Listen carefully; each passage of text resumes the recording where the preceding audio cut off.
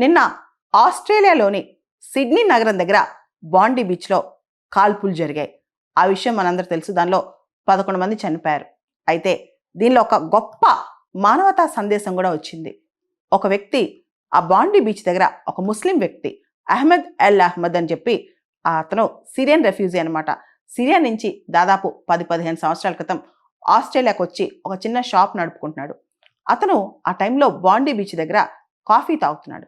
Coffee తాగుతున్న టైంలో ఒక పెద్ద జూవిష్ ఈవెంట్ జరుగుతుంది, హనూకా ఫెస్టివల్ అని చెప్పి అక్కడ. దానిలో ఒక ముస్లిమ్స్ ఇద్దరు గన్మెన్స్ వచ్చి ఫైర్ చేశారనమాట. దాంతో ఈ అహ్మద్ అల్ అహ్మద్ అది గమనించి వెంటనే పరిగెత్తుకుంటూ వచ్చి ఎవరైతే ఫైర్ చేస్తున్నాడో ఒక వ్యక్తిని గట్టిగా పట్టేసి అతను లాగేసి ఆ గన్ కూడా లాగేసుకున్నాడు అనమాట. వెంటనే ఇతని పైన అహ్మద్ అల్ అహ్మద్ మీద కాల్పులు జరిగాయి. ఇతని ఒంట్లో బుల్లెట్లు కూడా దిగాయి. ఇతను ఏం చెప్పాడు తెలుసా? ఒకవేళ నేను చనిపోతే నా కుటుంబాన్ని కాపాడండి, నాకు 2 పిల్లలు ఉన్నారు, వాళ్ళని కాపాడండి, నేను చనిపోతున్నాను, నా దగ్గరే ఉండండి అని చెప్తూ వెళ్ళాడు. అతను ఇప్పుడు హాస్పిటలైజ్ అయ్యాడు అనమాట. అంటే ఒక పక్క ఇద్దరు చంపుతుంటే ఇంకో పక్క ఒక వ్యక్తి వచ్చి ఎవరైతే కాల్పులు జరుపుతున్నారో అతన్ని ఆపటానికి తన ప్రాణాలు తెగించాడు. ప్రాణం పోతుందని తెలిసినా తెగించాడు. అయితే ఇప్పుడు అతని ఆరోగ్యం స్టేబుల్గా ఉంది. ఆ వైద్యం జరుగుతుంది అతనికి.